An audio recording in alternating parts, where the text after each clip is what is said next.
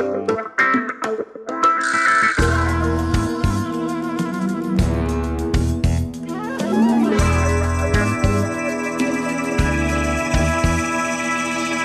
you guys for being here.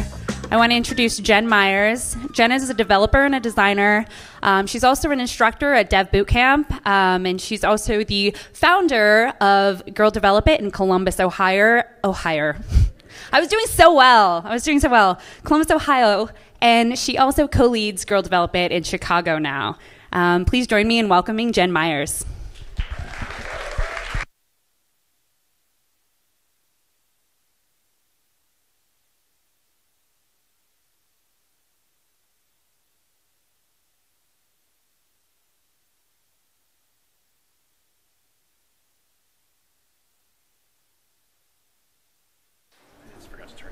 Oh, I just wasn't on. That's better, right? Hi, there's lots of you guys. Come in. There's a really nice couch seat right up here. You guys should take that. So I'm Jen. I don't really know exactly what I'm doing yet, so we're gonna figure it out. When Julie invited me to come speak, it was wide open about what to speak about. And at first that was really exciting, and then it was like, wow, I can speak about anything. I have no idea what to talk about. It was really hard to come up with a topic, actually. And so I started to talk a little bit about something that's just been on my mind lately. Hopefully they come out into some sort of a coherent talk. But I want to talk about how not to be an expert on things. And when I said that I don't know what I'm doing, I'm being pretty serious about that. That may be not something you expect to hear, or when I say that, you may think you may think a few things. You may think, okay, so why am I sitting here? And then you may be thinking about leaving, which I understand. You might also be thinking, oh, she's just being like modest or self-deprecating or annoying or all of the above, and you might also be thinking about leaving, which is what I would be thinking, honestly. But so there's an interesting thing when I say that I don't really know exactly what I'm doing. I'm still figuring a lot of this stuff out. I mean that in a really positive way. That not only have I come to terms with the fact that I don't really know that, not only is that okay, that I've actually found that it's kind of desirable. And it's been an interesting journey becoming comfortable with that fact. But I've been doing that a lot. I think that's what I've done mostly this past year, is becoming comfortable with the fact that I'm not really an expert, and I don't know if I really want to be an expert. And I started thinking about what is an expert in the first place. So I don't know, this is my exercise in thinking a lot of those things through. That's how I'm going to be approaching this. And actually, that's how I kind of approach everything that I'm doing. So what do I do? That's my Twitter account, if you'd like to hook up with me there. As Julie is saying, that I do a lot of web design stuff and some development type stuff. I work full-time as an instructor in Dev Bootcamp in Chicago. I think there's a lot of you guys here that know what that is, but in case you don't, it's a accelerated 9-week web developer program focusing mainly on Ruby on Rails. I used to live in Columbus, Ohio. In 2011, I founded Girl Develop It Columbus. And since I moved to Chicago earlier this year, I've been co-leading Girl Develop It Chicago, as Julie said. So the main thing to take away with that, though, is that I've been doing a lot of work in the educational realm. I really stumbled into that. I stumbled into it because I wanted to find better ways to educate myself, and they didn't really exist. So I just started trying to make them. And I didn't know what I was doing then either, but just kind of ended up stumbling into more and more educational reform, essentially. And now I do that full time. And so now I'm always thinking about education, and I'm always thinking about how I'm learning and how people around me are learning. When you're learning things, you usually try to get expertise in something. As I said before, I've been thinking a lot about what is an expert. Is there anybody here that's an expert in what an expert is? I bet there's somebody. Let me know. This is interactive. I want to hear from you guys. I like conversations. Nobody's willing to say anything. Yes, you are. Good for you. What do you think an expert is? Okay, somebody who can do something very well. That's a very safe answer, but I like it anyway. Does anybody? I was claiming myself as an expert in something. Okay. It's all good. It's all good. Somebody else wants to say something. So somebody has made a lot of mistakes in what? In particular area. Okay, I like where you're going with that. That's cool. Does anybody else want to throw anything in? All right, cool. So, yeah, I like what you're getting at. Somebody's made a lot of mistakes in that. But before I get into what I feel maybe an expert is, or what I would like it to be, I want to talk a little bit about what that word means now. Maybe put air quotes around it, whatever you want to think about it. How we define an expert maybe in our industry right now, how we measure that. And I tried to think about, like, how do we measure that? I came up with a couple examples. These are my LinkedIn endorsements. These are my skills and expertise. I currently have more LinkedIn endorsements for Batman than I do for Adobe Creative Suite, which is awesome. Fire breathing is also up there, which is also awesome. I don't know how to breathe fire, but I do know a lot about Batman. So let's see. The point of this, I actively solicit Batman LinkedIn endorsements. Don't get me wrong. If you follow me on Twitter, you already know that. But the point of this is, like, is this an accurate representation of my skills and expertise? Do you take this seriously? If you go to somebody else's LinkedIn profile, how do you know that's what they're an expert in? How do you know that's what they're skilled at? Who endorsed them? How the hell do they know? Like, how do we know any of this stuff? It's kind of just an exercise, and I don't even know what it is. It's a game. That's why I ask people to endorse me in Batman. So there's this. Have you guys seen these on portfolio websites? I actually took this one from a website. It's called, I think it's the worst design portfolio ever, which is actually a parody. I encourage you to take a look at it if you haven't. But this is something that comes up on a lot of portfolio sites. It's like, these are my skills and expertise, and I have this amount of them, I guess. If you read the description underneath there, it kind of points this out. It's like, I know 50% of logo design.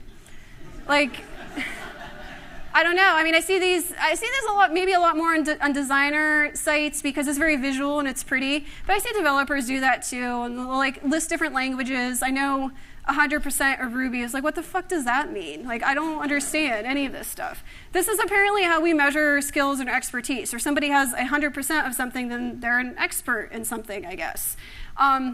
So, my point about this is that the metrics that we're using, I mean, such as they are, they don't really make a whole lot of sense. And it's really hard for us to gauge what makes an expert. What system are we working? I mean, how do we measure rock starness? How do we measure ninja-ness? Like, the words that we use to describe experts and the way we treat these type of people in our field, it doesn't always make a lot of sense. And it's hard to kind of figure out what the system behind it is informing. How could we trust that?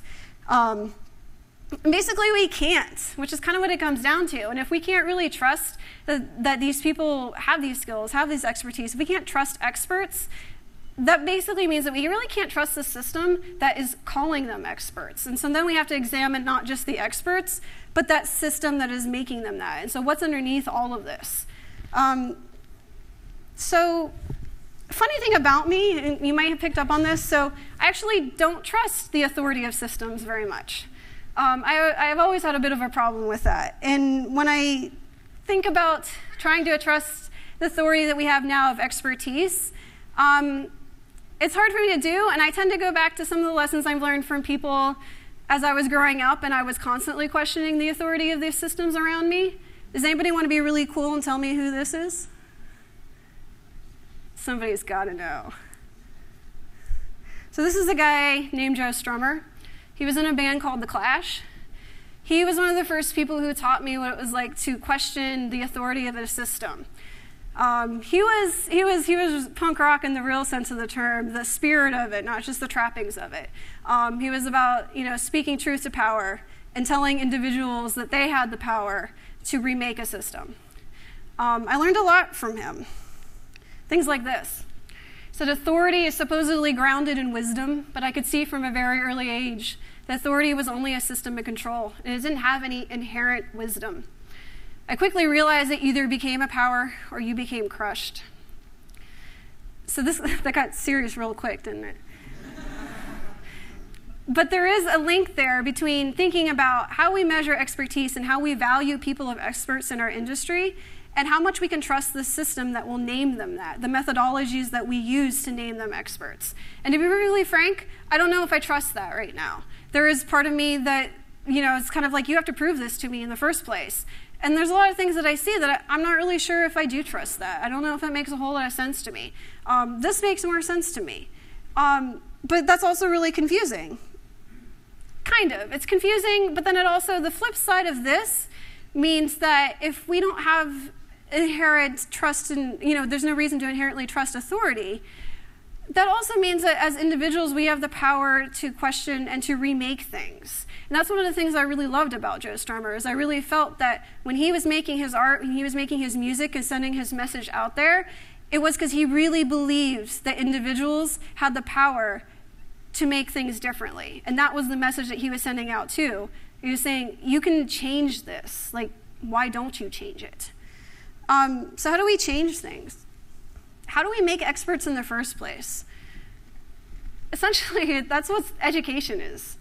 Education is something that I've been really interested in for a long time, mostly because my own sucked really, really badly in a lot of ways. Definitely growing up, I hated school, always. I was really good at reading and writing and art, but I was really bad at doing anything I was supposed to, just basically because I was supposed to. And then I went through this period when I was in college and I didn't know what I wanted to do. And I took some time off, and that was the first time in my whole life during that time off that I had access to a computer and internet. Because I grew up in rural Ohio, and this was like 2000. And I had a dial-up connection. It was awesome. And so I was teaching myself HTML and CSS. And I'm like, hey, I can type things into a computer, and I can make things happen. And that was the best thing that ever happened to me. So I'm like, well, hey, let's go back to school, and I'll study computer science, because that's pretty much the same thing, right? And it was a really bad experience for me. It was really, really hard. I went to a really small liberal arts school. I was the only female computer science major in my whole class. And I felt like, you're not supposed to see that yet, sorry. I felt like when I went there that this idea of education, like I was going there because I was like, hey, I'm deliberately trying to put myself out of my comfort zone. I'm this English artsy chick, and I'm like, I want to learn how to do this computer stuff. And I'm coming to you and saying, hey, I'm coming from this different perspective. I'm challenging myself. I'm deliberately putting myself out of my comfort zone so I can learn this. That's what education is about, right? I want to learn something. And I felt like everybody else had been doing this for years, and they already knew it. And so they're kind of like, but if you don't already know this, then why are you here? I'm like, because I want to learn. And that just didn't seem like, it wasn't anything that was mad, I mean, people were mad or mean, they're just like, they don't understand that. It's like, if you already are like this, that's why you want to study this. So it was really a confusing experience for me, and I basically retreated. And I kept doing more designy type stuff in the web field, and just self-teaching for years, because I didn't really know what else to do. At some point, I started like, I feel like I could still do more than this. Like, I feel like there's something else there. And this was like almost 10 years down the road from that. Like, it took me a really, really long time. And I thought, what if you could learn in an educational environment where it's not only okay, but it is desirable that you come in to put yourself outside of your comfort zone and learn something new that you didn't know before. Like, because that's kind of what I thought education was about in the first place, right? How about if you do that? How about if you bring that spirit to it? And it just so happened that when I was thinking these things, there was a couple women in New York who had just started Girl Develop It. And 6 months down the road, I gave them a call and be like, hey, this is really cool. Can you give me some tips? And they're like, why don't you start a chapter? And that's how I started Girl Develop It Columbus. This is another one of my heroes that kind of informed a lot of the reasons why I did that. Does anybody know who the bottom of the face is in the t-shirt? It's not Joan Jett, but it's very close. I see why you think that. She's wearing this shirt. This is Kathleen Hanna. She was the lead singer of a band called Bikini Kill. And she, if you don't know Bikini Kill, there was a movement of feminist punk bands called Riot Grrrl that happened in the early 90s. Basically is the reason why I'm everything I am today. And she said, when she was talking about making that band, she's like, you don't necessarily have to have talent. You can just get up there and do something and see where it takes you. I always tell girls who want to start a band but don't have any talent, well, neither do I. I mean, I can carry a tune, but anyone who picks up a bass can figure it out. You don't have to have magic unicorn powers. And I really liked her attitude with this. It's like, just go and do it and find a way to make it happen. And I thought that that's what education should be like, where you just are encouraged That you're not saying that you have to be a certain way coming into it, that you can just jump into it and make something out of it anyway. And maybe it's not going to be the same thing that somebody else comes out with on the other end, but that's okay, because you are in there and you're doing your own thing, and that's a really cool thing. I wanted to do the tech educational equivalent of this, basically. And so I did that with Girl Develop It, and that was cool. And so in case you aren't familiar with Girl Develop It, I should explain that. It's now, I started the first US chapter in Columbus a couple of years ago, but we now have over 16 chapters, including one here in San Francisco. And basically, we focus on doing introductory programming classes aimed at women. But more than that, it is very specifically, it's not just about getting information into women's heads. It's about creating an environment where people feel safe to ask questions, safe to come in with different perspectives, safe to step outside their comfort zone, and they are rewarded for that, and they learn new things. And that's what I was really attracted to. In the course of me doing this for a couple years, I kind of got connected with other people who are interested in education, and that's how I ended up at Dev Bootcamp in Chicago. So now I'm full-time thinking about how we create these environments where people can learn things.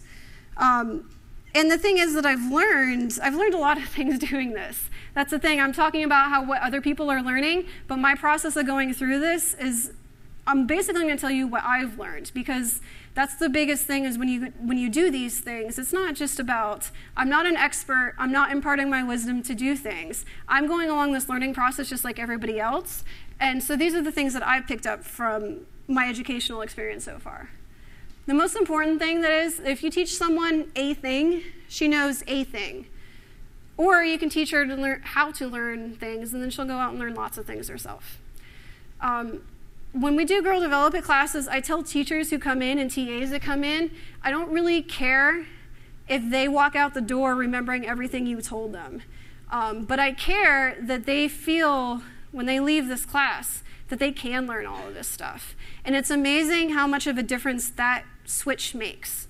If you can turn that switch on, then you just open up so much more for people. And in a way that's more important than education is actually giving them certain information or things. And that's where this comes in too, where I've learned that education is primarily about teaching people just to get out of their own way.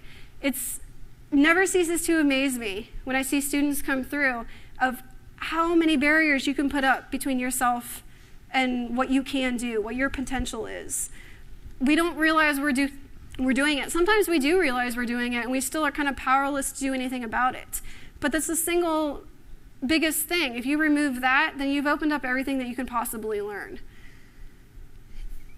Another thing that goes along, these are all very closely related. So unlearning old expectations is more difficult and way more terrifying than learning new information is. When I've gone through this whole process of being okay with learning and being okay not being an expert. And I've also learned, though, that when you can go through all of that and you can feel comfortable with your own non-expertise, but that is going to freak everybody else around you the fuck out. Like, people don't know how to deal with somebody who is genuinely okay with not knowing something. And that was a really weird thing for me. It's like, we don't know what to do with that. Like, oh, you don't know something. Well, that's weird. If I didn't know something on your place, like, I would be panicked, or I would be worried, or what's going to happen about this? And so even after you've gone through your process of maybe being comfortable with not knowing things, you have to understand how to create an environment where other people feel okay to go through their own process of that, and understand how to explain that you are going through this process too. It's a really scary thing to unlearn all of these habits and expectations and pressures that we've learned throughout our life to be able to know things, to have to know things, to be an expert, to do all this type of thing. Unlearning those things is a lot harder than learning new information. So the thing is, though, that I've also learned, if you can create an environment where all of these things are not factors, then the information just comes. It's it's an amazing thing to see somebody, if they can remove these mental and psychological blockers, that's when they can really learn things. And so the act of teaching or creating an environment where people are learning, or even learning yourself, is not really so much what you're learning or how you're doing it. It's this meta angle of, have I removed everything that doesn't need to be in my way to learn? And that's seems to be the key over and over and over again that I see. So the thing is, though, this has been a great experience for me to be in an educational environment all the time and work with people who are learning and confront my own things that I want to learn and get better at and be part of this process, and that's awesome. And that helps me feel a lot better about the stuff I was talking about at the very beginning, about not understanding quite what experts are and how we evaluate all these things. But then we come back around full circle. We create beginners and we send beginners out into the world. And now we're going with the same problem all over again, right? So they're going to go out into a world where we don't know how to measure what they know or what they do in a reliable way. And we don't really know how to think about that. So what do we do if we are able to create anti-experts and be able to tell people that, yeah, keep your beginner's mind, keep learning, but then you need to go out into the world, and we have this system that is a little weird to figure out what they do know or how they can get some places with what they know. Where do they go with what they know? What do I go next? We always think that if you start learning something, you're a beginner, you go from beginner to expert, right? Like that's the scale. Is that what we need to be doing? Do we want to get people who are really excited about what they're learning, who have grown as people, who have cleared their blockers, who are comfortable with not knowing things, and who are comfortable about going outside their comfort zone and learning new things? And then we throw them into this system where they have to be an expert in things. And that doesn't make a whole lot of sense. So how do we remake that? I'm not really sure, honestly. I struggle a little bit with this. I struggle a little bit about the system, and now that I'm involved in education full-time and that I'm working to bring new people into the system, what they're going to do when they get there. This is a long one. I'm going to read it anyway. Like most of the others, I was a seeker, a mover, a malcontent, and at times a stupid hellraiser. I was never idle not long enough to do much thinking, but I felt somehow that my instincts were right. I shared a vagrant optimism that some of us were making real progress, that we had taken an honest road, and that the best of us would inevitably make it over the top. At the same time, I shared a dark suspicion that the life we were leading was a lost cause, that we are all actors, kidding ourselves along a senseless odyssey. It was a tension between these two poles, a restless idealism on one hand, and the sense of impending doom on the other that keep me going. That's Hunter. So we're not doing the exact same things. I hope you guys aren't doing the exact same things as Hunter S. Thompson is. But this quote really speaks. It could be fun in small doses, but it won't end well, okay? This quote really spoke to me a lot when I think about what I want to do and what I accomplish with education, and then what I feel is happening on the other side in our industry right now, in the world that people are going out to. And there is a tension there for me, where I'm not sure if I can create beginners who have all these qualities, if they can go out and really be anti-experts, and that's really going to work out for them, and I'm not always sure about that. I talked about this a little bit at the beginning about how we think about experts in our world now, and I use LinkedIn endorsements, and that's really funny, and I can laugh it off.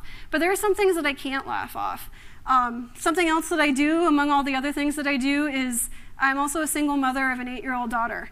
And I worry sometimes about what world she's going to be going into and what her opportunities are going to be like, and what she sees when she goes with me to conferences or meetups or classes that I teach, and that she's a part of this world and she sees the tech industry as a whole. And I wonder what I should do about that. And I worry what she's going to see. I worry what her opportunities are going to be like. I worry that she's going to get hurt. All that type of stuff. I can't really, laugh that off. I worry that sometimes it's too easy to lose touch with both reality and humanity in our industry and what we do. I worry that we start thinking about worshiping experts who fit a certain mold, who look a certain way and come from certain places and think certain ways. And that just kind of accidentally becomes our idea of what an expert is. And then people who fit that mold already have an easier time of becoming experts. And then suddenly, though, we got more experts in, and then so those ideas of what makes an expert or what an expert looks like from far off gets more complex because there's more competition. And now an expert needs, to live a certain lifestyle in a certain place, and they have to have certain things. And then, maybe we get to a point where, hey, you don't really need to be an expert, you just need to have that lifestyle, you just need to live in that place, you just need to have those things, and hey, bam, you're an expert. And, and then you're in that place and you can kind of do whatever you want. And you can treat people however you want, and there are no consequences because you're an expert. And that whole cycle is just, and then you can do all these things, and we have experts, and nobody really questions that they're experts, nobody questions the system that makes them experts, and nobody really stops to think that maybe all of that is just bullshit. And that worries me.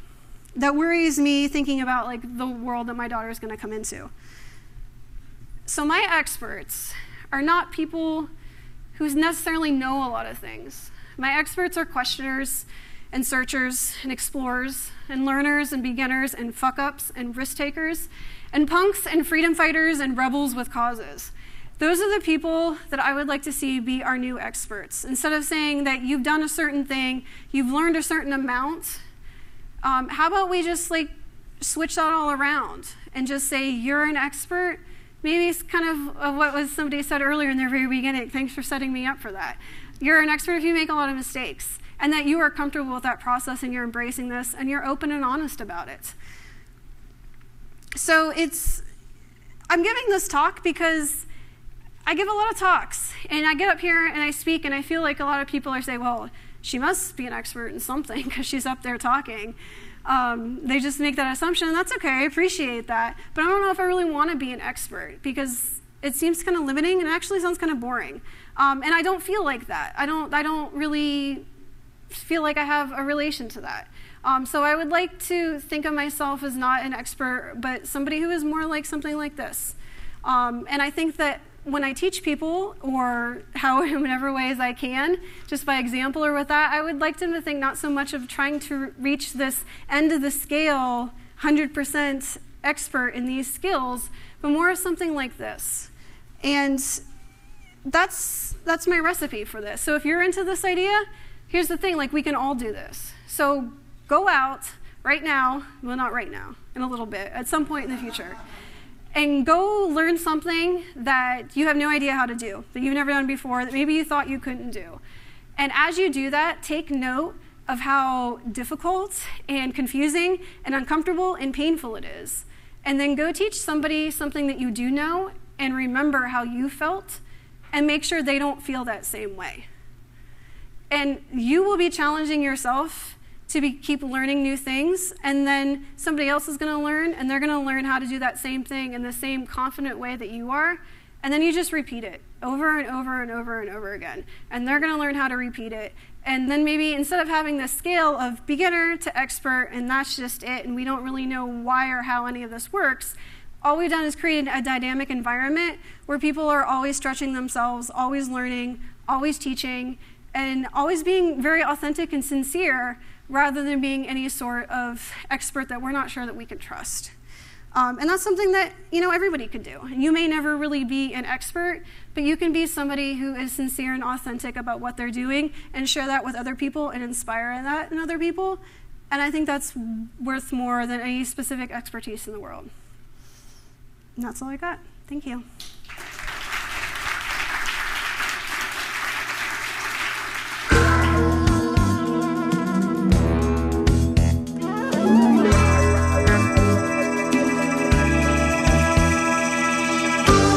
So thank you for your amazing talk. Can we agree that was amazing? Yeah? Cool.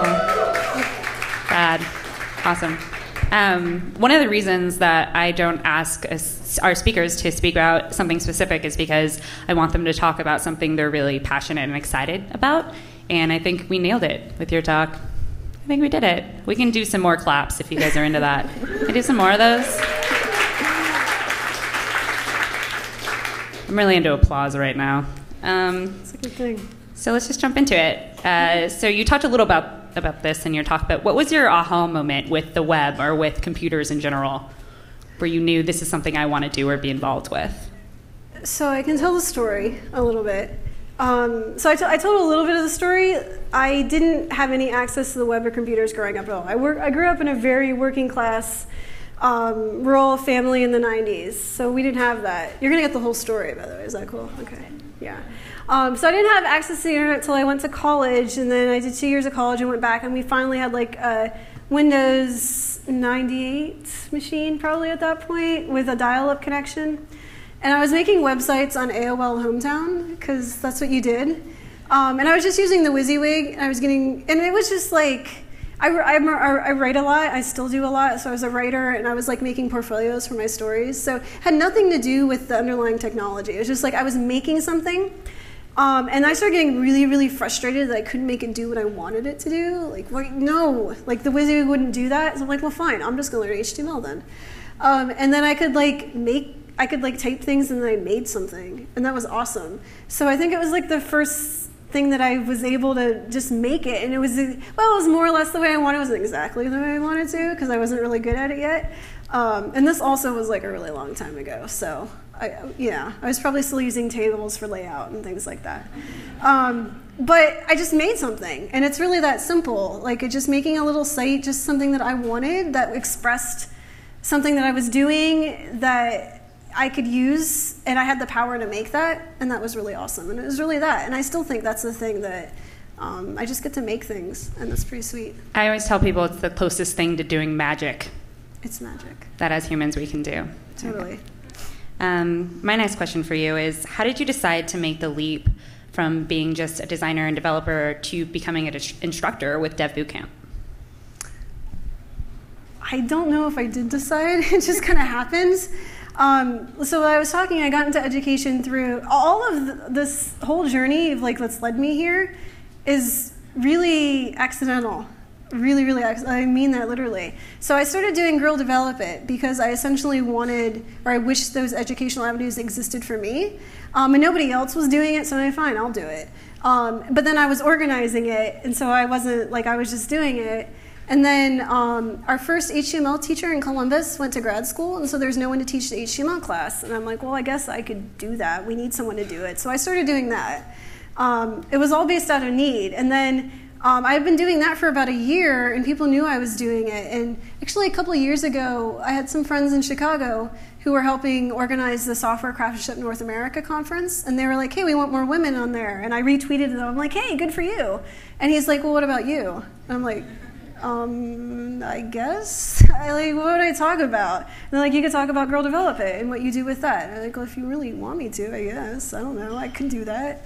And so I started speaking about it. And I started speaking, and I actually remember I gave a talk, SCNA 2011, about Girl Develop It and beginner education. And I remember in that talk, it was the first time I met a guy named Dave Hoover. And he was very interested in apprenticeship and education. And he was in the first row of my talk taking notes. And then a year later, I got a message from him. It was like, hey, I'm going to make this school in Chicago. Would you like to come do it? And I'm like, well, I still don't really know why people are asking me to do these things. But since you are, like, yeah, I mean, I don't know how to do it, but I bet I could figure it out. So, there's a great saying, fake it till you make it. Yeah. That's why I'm on this stage, just FYI. That's amazing. What makes for a good teacher, do you think, or a good instructor? Oh, boy. And several of them are sitting in the audience. So I guess it's a lot of the same things that I talked about in my talk, where it's, I think that you have to want to not necessarily make sure that you get, it's not about like exchange of information so much as it is opening doors. And I think that you have to get that or care about that. And that also means it's not wrapped up in your own ego. I think that's a big point of it, is very easy. That's the thing I don't like about experts, especially as an instructor. It's not about you, really. That's something I think I've learned also as a parent. This isn't about you, and your job is not to necessarily like make other people learn exactly the way and what you think they need to learn. Like, you can have your opinions, and that's totally cool. But in the end, like, I'd be a pretty horrible parent if I didn't give my daughter the tools that she needed to like learn things on her own.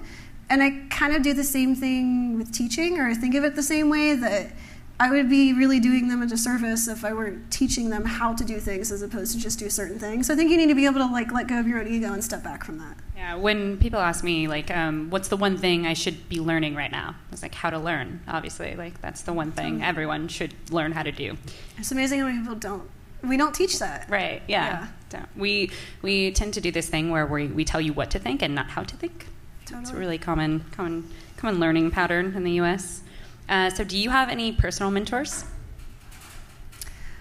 I don't have, well, yeah, I guess. I don't know, that's weird. I never did a long time ago. I never did when I really needed them. That's also part of the reason why I do a lot of the things I do now. One of the things that I do on the side is I do a lot of beginner speaker mentoring. Like I just put the word out on Twitter and I do Skype calls. I've done like over a couple dozen, and I just did one Sunday. And the woman I was mentoring, she's just like, do you mind if I ask you why you're doing this? and she was just kind of like, I just want to know. And I'm like, that's a valid question. It's like, nobody ever did this for me. And I would have really appreciated somebody who did do that. I will say, more recently, I have had people who definitely stepped into a mentor role. The company I worked at before I was at Dev Bootcamp, which is a software consultancy called Relevance. It's no longer called Relevance, but it's still the same group of people. I was really fortunate. There was a designer there who took me on and said, like, hey, we can make you into what we want you to be.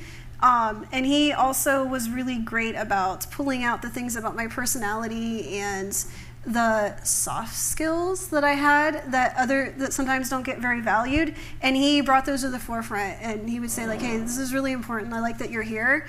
And so that gave me the edge to learn all of the huge amounts of other stuff that I was learning on the job every day. So I really appreciated that. I feel like I find more mentors as I go along in my career, which seems weird. Like I think it's supposed to work the other way around. But the more I go on, the more I just seem to be really fortunate to be around people who are just, maybe it's not direct mentorship, but it's very inspiring. So yeah, I don't know if I have any like one particular people that I've formed a mentorship relationship with, but I have a lot of people that are inspiring, and I just steal from them a lot. Cool. What can we do as a community to better connect people with mentors? That's a really good question. You're good Gotcha. at these. Yeah. She told me earlier, she's like, I'm not going to tell you what the questions are. And I was like, that's cool, I like that. And I was like, wow, I don't know what to say. Until now. Until now, yeah. I think that, well, I think there's two different ways. There's like the one level is this more kind of, what do we do as a community? And it's kind of like, well, we are more accessible and open to people, and we're friendlier, and all these kind of like squishy things. And I think in practical terms, if we're asking like what do we specifically do, then I think it's just people who are in the field right now who are doing these things can be more proactive about doing little things, and just doing them within your schedule. You don't have to start a whole organization or a program. Like I was talking about speaker mentoring, I've resisted making it a thing because I'm very good at making things, and I'm very deliberate. Like, I'm not going to make this a thing. I put the word out on Twitter. I open up a couple slots for like an hour for a very specific time when I know I'm available, and I say, hey, I'll call you on Skype. We can talk about anything you want to talk about speaking. I'll help you brainstorm topics. I'll answer your questions, whatever you want. And I can find it, and that's what that is. Like anybody can do something like that. Like it's an hour every couple of weeks. I just put the word out through my normal channels. So I think it's like encouraging people to understand that they can just do little things. They don't have to do these huge world-changing things. You don't have to go teach classes for weeks at a time. You don't have to like take on a Padawan like a Jedi. Like it doesn't have to be that deep. Like you can just do little things, and it still makes a huge difference to people. Great, and you don't have to be like considered a thought leader or an expert to do it. I hope not. Yeah. Please don't mentor people if you consider yourself a thought leader. At all, ever.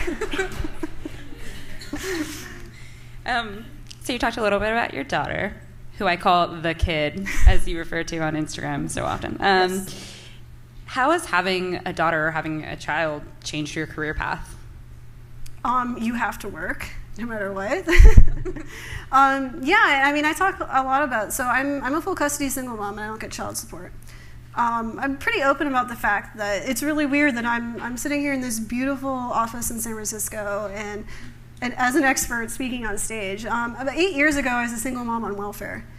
And it's, you know, I've been very, very fortunate that I had a little bit of an edge. I had some access to computers where I could I don't come from a place where people go to college. I'm from Steel Country, northeastern Ohio. You don't do that. And I'm very, very fortunate that I was able to get enough of an edge to keep teaching myself. But you just work. I just took whatever job that came.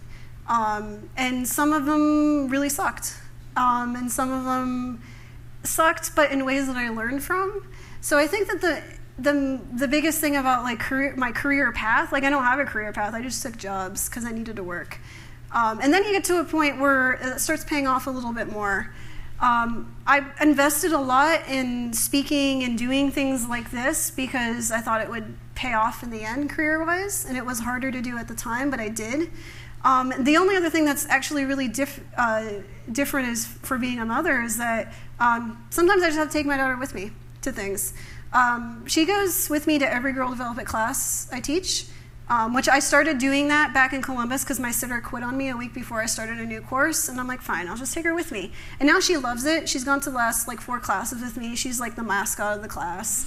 I've taken her to conferences when I've spoken, and also again because the last big talk I did was a big keynote at a conference, and I wasn't going to take her eventually, and then I was having kind of a crisis of I don't know what to do with this, and I talked to the organizers and like, they're just bring her. And I'm like, okay. So my daughter went to the Strangelove conference. She was probably the youngest attendee ever. So I do that out of necessity, but I actually think that there's a really good thing in that. Like she's used to that. It's totally normal for her to go to a conference and see her mother speak. It's totally normal to see a whole class full of women programming. That's her normal. And so she doesn't necessarily have to do any of this, but I think that because of necessity, I brought her into this world. And she sees me doing things, and so she's never going to think that she can't do it. If she doesn't want to do it, totally cool. She might not. That's totally understandable. But if she wants to, she can, and it's never going to seem an impossibility to her. So what career advice do you have for women, especially women who work in a male-dominated field? Man, you're good at these. Yeah. There's a lot of stuff. I would say kind of a little bit what I said before. Pay your dues. Like you're going to have to work like hell. And there's a certain amount of that where I feel like you just got to do it. But once you know you have paid your dues and you know who you are and you know what you want to do, then don't ever compromise that. You have to get to a point where you know all that stuff. Usually you don't know that at the beginning of your career. I sure as hell didn't. I think I'm still figuring it out. But eventually you do get to a point where you're like, no, this is what I'm doing. And this is who I am. And you just have to stick to that. And that's manifests in different ways, you know, in practical sense. How does that actually work out? But I would say, so having a clear idea who you are and being upfront about that, and I think having support networks is really a good thing, and reaching out for that, and realizing that maybe if you don't need a bit of support right now, maybe somebody else can. It's a really hard thing. Again, yeah, as a single mother, I think that women do still statistically carry most of the responsibilities of families, and all this other stuff. I mean, I do everything. And it's hard to juggle it all sometimes, and you have to make trade-offs. And it's really useful for me if I find people who understand what that's like. Just to have somebody like, yeah, I know what it is. I know what it's like to have to make those trade-offs, to understand what that is. And that can be various different things, but having somebody who understands a little bit more about the lifestyle you lead or the background you come from, and being able to just sympathize with that, can do wonders. Maybe it's not, they don't have to like actually physically literally do something to change a situation you're in, but just having a little bit of support around you and having somebody that you know, it's like, okay, they get that too, it's not just me. That goes a long way. So I would say that actively seek out support and then offer it to other people who would need it. Amazing. Maybe you can meet them at this Passion Projects event. So my final question, we'll take a few from the audience after this. What type of environment is a healthy environment for you to work in? What do you look for when you're looking for a company or somewhere to work? This is actually an easy one. The most important thing to me is being surrounded with people that I admire and trust. Kind of a lot of the things that I talked about in my talk is that sometimes I feel like I don't always trust people. I don't trust people very easily, or I don't trust people to know, or I don't trust people to be who they say they are. And sometimes that's not deliberate, like everybody's got their own shit to work out, right? But I really admire people who I'm like, I can look at them and be like, okay, that's who you are. I can rely on you to do the things that you say you're gonna do. I trust you to be a full actualized person. I work with those type of people, and that's really the only thing. Because when you get people like that together, then it doesn't even really matter what you're doing exactly. I think I've been really, really fortunate at my past couple jobs to be able to pick people, and there's nobody that I would work with to be like, I don't trust you, or I don't admire you, or I don't respect you. That's not the case. I have to know those things about somebody. Cool. So we'll go ahead and take a few questions from the audience. Does anyone have one? Diana up here.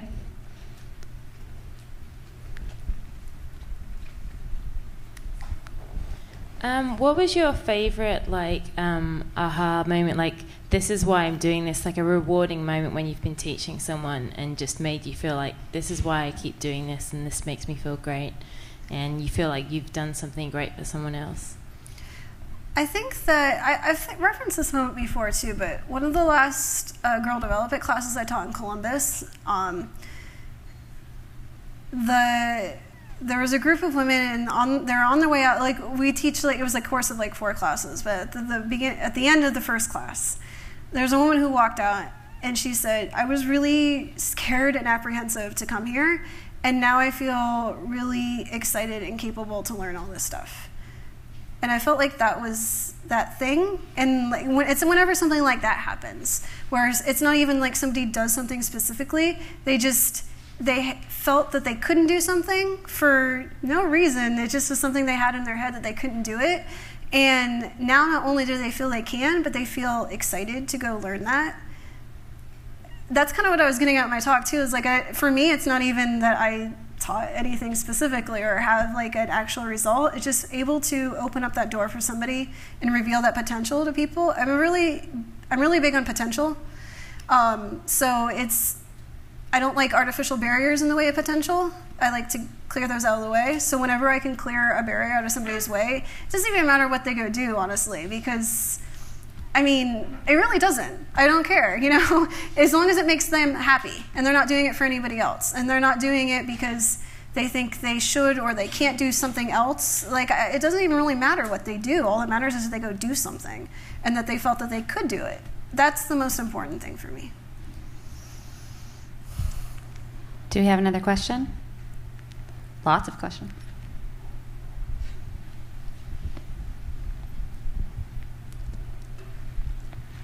How do you approach the people that have like a computer science degree stuck in their head as the measure of how you value a person, and how do you teach them that a self-taught education is actually really important? I would probably avoid it if I could. You know, not to be flippant, but there is a certain amount of, I mean, if I have to have an interaction with somebody, like, or if they come to me, I'm totally willing to have a conversation, but if people aren't willing to think about different perspectives or open up to that, there isn't really a whole lot you can do. You kind of just got to do your own thing. In general, I try to just talk about my own story and how I felt with my own education, and also the things, even though it's taken me a really long time, I have managed to accomplish things without that, without having a successful education, as they call it. Seems to be okay, you know? So I try to, you know, talk to things like that. And also, I think that the only other, it depends if, I was gonna say if I really like them, but maybe it's also if I really dislike them. I also try to challenge them and be like, how much better would you be at the things that you think about and do if you try to do something totally outside of your field?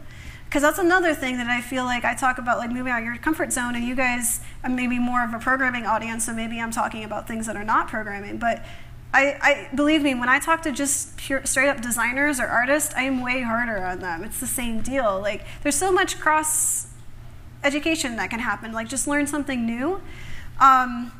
I just don't see a downside to things like that. So I guess the main thing I try to do is challenge some ideas of, there's lots of different ways to get to the end, and just because you like one way, and that's totally cool, they don't necessarily have to be mutually exclusive. They focus on, different paths focus on different things, and different people want to focus on different things and take different paths, and I think they can all work together if people are willing to work together on them. So I guess what I mainly try to do is give my opinions and my advice if people are open to it. If people are really stuck in their mindset of this is the only way you can do things, I don't really tend to get along with those people much anyway. They don't really like me, so I don't, that's it. Is that helpful at all? Next question.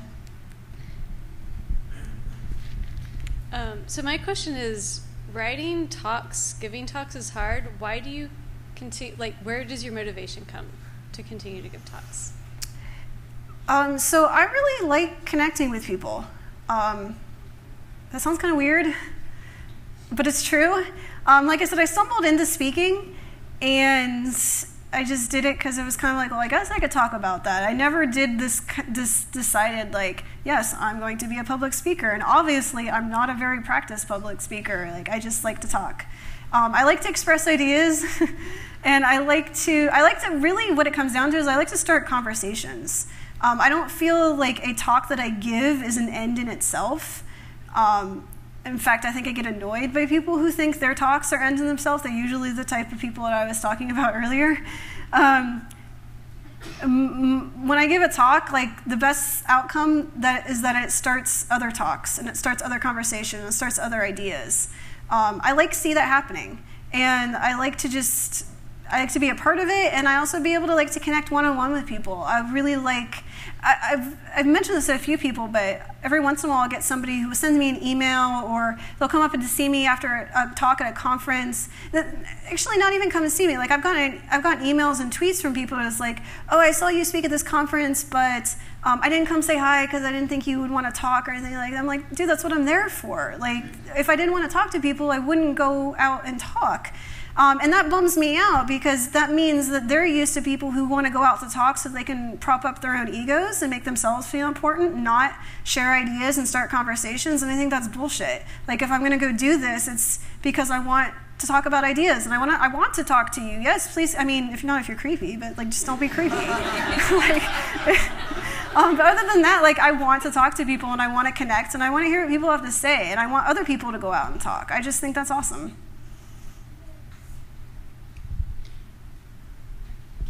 Hi. Hi. What lessons have you learned from being a parent and applied to your work? And or vice versa? Yeah, way too many. It's actually kind of scary. I touched on it a little bit when we were talking earlier, is that I've learned as a parent, you have to let go. Your job as a parent is not to make something in the world that is the way you want it. You do that, and it's going to grow back in your face. I think the most important thing that I've learned is how to let go of my own ego, and as my daughter gets older, I have to let her make her own decisions, even if I don't particularly like them.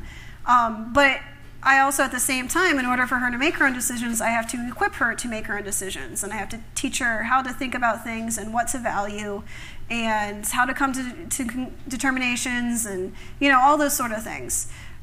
So I guess that's probably the biggest thing that I come to with teaching is, again, it's how do you think through things? How do you problem solve? And it's not because I don't want to push you to get to an end result. In fact, I'm going to be really careful about not giving you an end result so you can come to it on your own. But I do need to give you the tools or something that you need to do it on your own. You also have to kind of be willing to let people make their own mistakes and do those sort of things. I tell a story a lot about when my daughter was about 4, she was at a playground and running around, and she was on a little platform, sitting down. It wasn't too high off the ground, but she went to go like this, and I knew she was going to jump off of it. And I also knew that it was just a little bit higher than she thought. Not so much that it was going to seriously hurt her, but I knew that she didn't realize how far off the ground it was. And my first instinct was, okay, I got to get up, I got to stop her. You don't know this. And something stopped me. And it was a good thing because she just jumped anyway. I wouldn't have made it there in time anyway. And it was a little bit too high, and it like jarred her. Like she didn't like really fall, but I could like tell that she was like, you do that, right? You miscalculate the length, and you jump off, and you just jump, and you get jarred. And then she like shook herself, and she went running off. And it was all fine. And I felt like we both learned a really important lesson there. That it's okay for her to jump off of things that aren't, it's not my job to stop her. And that if it jars her a little bit, then she gets to learn that. And also I get to learn that she's totally okay and she can go off and do other things. Hopefully I managed to get her to the point where she can make a judgment call about when to do that and how to pick herself up when she's done. And that's really my job, and I'm not there to do anything else. This sounds like I'm a really horrible teacher, actually, which might be the case. But I feel like, like so many people, this was when she was about 4, she's about 8 now. Almost universally, like all of her teachers and other people who know her were telling me they really appreciate her independence and how well she can take care of herself.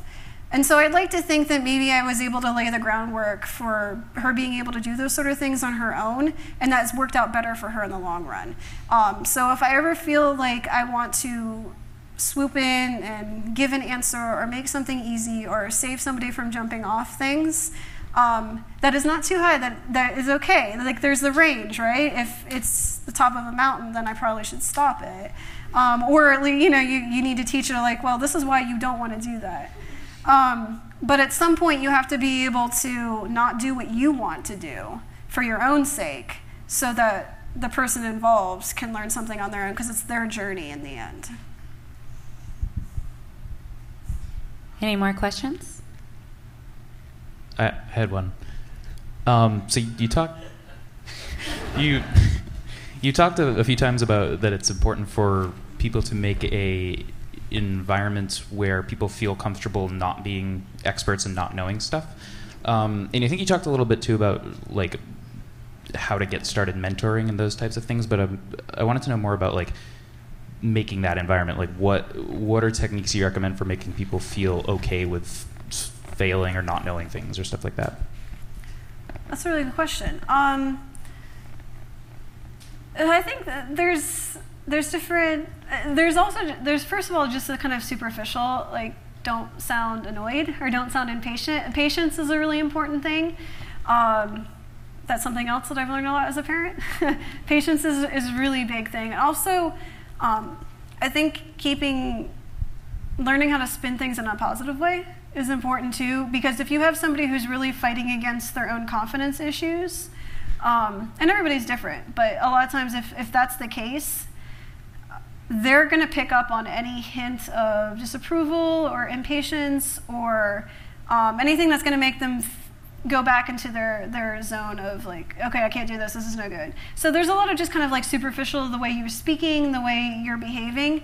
I think that the other thing is really listening to the things they're saying and learning how to, and it depends exactly what you're talking about, but it's either explaining it back to them in a way that's more coherent, or maybe just explaining the problem back to them in a way. So again, so you don't necessarily want to always give them answers or give them something that they're looking for, but you can frame it in a better context. I think context is a good word for that.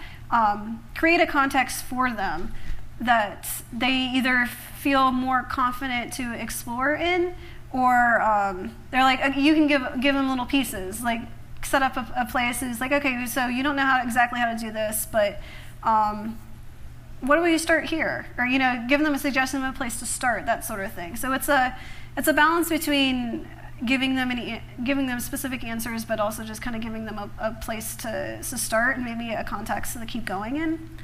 I don't know if I have many other like actual practical tips. I probably should think about that a little bit more.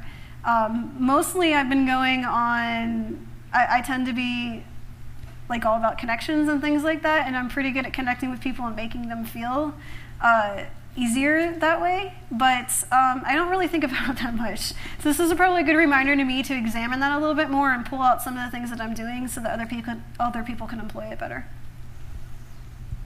Do you have any more questions for Jen? All right. Well, I think that wraps it up. Thank you so much for being here, Jen. Stick around for the she's and maybe a few more beverages. Thanks so much. Thank you.